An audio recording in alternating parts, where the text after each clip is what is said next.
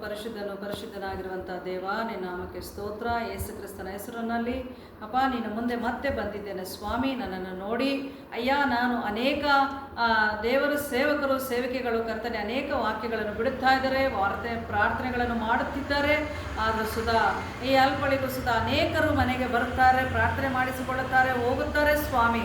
ಆದರೂ ಕರ್ತನೆ ಅನೇಕರು ಎಲ್ಲ ವಿಷಯದಲ್ಲೂ ಕರ್ತನೆ ದೇವರನ್ನು ಯೇಸು ಕ್ರಿಸ್ತನ ಹೆಸರಿನಲ್ಲಿ ನಂಬುತ್ತಾರೆ ಅಯ್ಯ, ಅದ್ಭುತಗಳನ್ನು ಹೊಂದುತ್ತಾರೆ. ಆದರೆ ನಿನ್ನ ವಾಕ್ಯ ಹೇಳುತ್ತದೆ ಅಪ್ಪ, ಪೇತ್ರನಿಗೆ ಅನೇಕ ವಿಷಯಗಳಲ್ಲಿ ನೀನು ವರಗಳನ್ನು ಕೊಟ್ಟು ಅಪ್ಪ, ಅವನು ಮಾಡಿದ ಎಲ್ಲ ಕಾರ್ಯದಲ್ಲಿ ನೀನು ಶಕ್ತಿ ಕೊಟ್ಟು ನೀನು ಅವನ ಜೊತೆಲಿದ್ದು ಮಾತನಾಡಿ ನೀನು ಗುಣಪಡಿಸಿ ಅಯ್ಯ, ನಿನ್ನ ಮಹಿಮೆ ಹೊಂದಿಕೊಂಡಿದ್ದೆ ಸಪ್ಪ. ನಿನಗೆ ಸ್ತೋತ್ರ ಸಲ್ಲಿಸ್ತೇನೆ. ಈಗಲೂ ಕೂಡ ಈ ಅಲ್ಪಳನ್ನು ಸ್ವಾಮಿ ಧೂಳಾಗಿ ಮಣ್ಣಾಗಿ ನಾನು ನಿನ್ನ ಮುಂದೆ ಕಾಣಿಸಿಕೊಂಡರು ನಿನ್ನ ಮಗಳಾಗಿ ನನ್ನನ್ನು ನೀನು ನಡೆಸಿ ಅನೇಕರಿಗೆ ಉಪಯೋಗ ಮಾಡಿಕೊಳ್ಳುತ್ತಾ ಇದ್ದೆ. ನಿನಗೆ ಸ್ತೋತ್ರವಾಗಲಿ ಅಯ್ಯ. ಈ ದಿನದಲ್ಲಿ ಅಪ್ಪ ಅನೇಕರು ಸುಧಾ ಇಲ್ಲಿ ಈ ಜಾಗದಲ್ಲಿ ಬಂದು ಪ್ರಾರ್ಥನೆಯನ್ನು ಮಾಡಿಸಿಕೊಂಡು ಹೋಗುತ್ತಾರೆ, ನಂಬಿಕೆ ಇಡುತ್ತಾರೆ.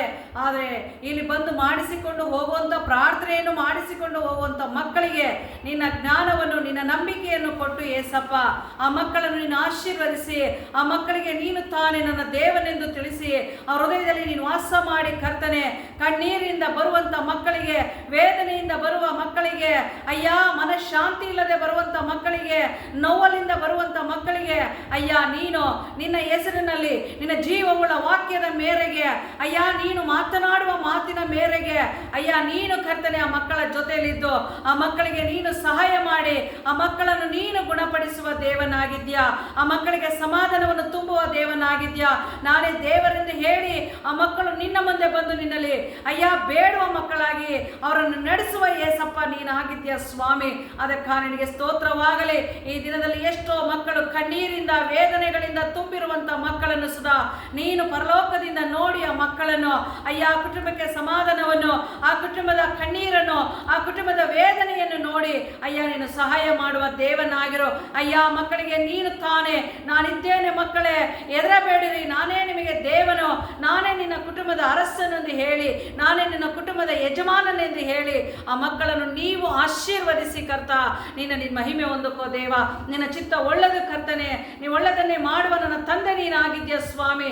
ಅಯ್ಯ, ನಾವು ಬೇಡದಕ್ಕೂ ಕೇಳೋದಕ್ಕೂ ಅಯ್ಯ ನಾವು ನಿನ್ನ ಮುಂದೆ ಬಂದಿದ್ದೇವೆ ಏಸಪ್ಪ.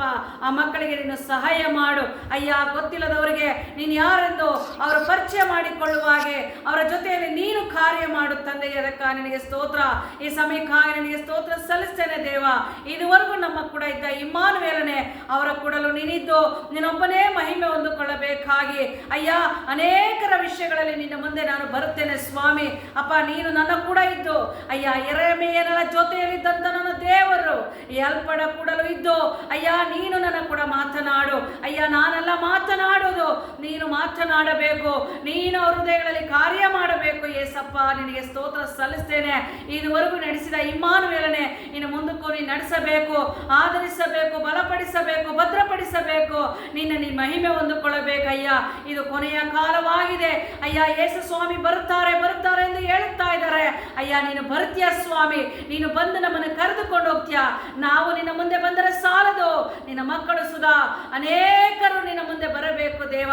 ನಿನ್ನನ್ನು ಕಂಡುಕೊಳ್ಳಬೇಕು, ರಕ್ಷಣಾ ಮಾರ್ಗಕ್ಕೆ ಬರಬೇಕು, ನಿನ್ನ ಪರಲೋಕ ರಾಜ್ಯವು ಅವರದಾಗಿ ಮಾಡಬೇಕು ಏಸಪ್ಪ. ನಿನಗೆ ಸ್ತೋತ್ರ ಸಲ್ಲಿಸ್ತೇನೆ. ಇದುವರೆಗೂ ನನ್ನ ಪ್ರಾರ್ಥನೆ ಕೇಳಿದ ದೇವನೇ, ಇನ್ನು ಮುಂದಕ್ಕೂ ನೀನು ನಮ್ಮ ಪ್ರಾರ್ಥನೆಗೆ ಉತ್ತರ ಕೊಟ್ಟು ನೀನು ನಡೆಸಬೇಕಾಗಿ ನೋಡುವಂಥವ್ರು, ಕೇಳುವಂಥವ್ರು ಸ್ವಾಮಿ ಈ ಪ್ರಾರ್ಥನೆಗೆ ನೀನು ಫಲ ಕೊಟ್ಟು ಅಯ್ಯ, ಅವರಿಗೆ ಜಯ ಕೊಟ್ಟು ನಿನ್ನ ಮಹಿಮೆ ಹೊಂದಿಕೊಳ್ಳಬೇಕಾಗಿ ಯೇಸುವಿನ ಪವಿತ್ರ ನಾಮದಲ್ಲಿ ಅಯ್ಯ ಬೇಡಿ ಹೊಂದಿದ್ದೆ ನಮ್ಮ ಜೀವವುಳ್ಳ ತಂದೆಯೇ. ಆಮೇನ್.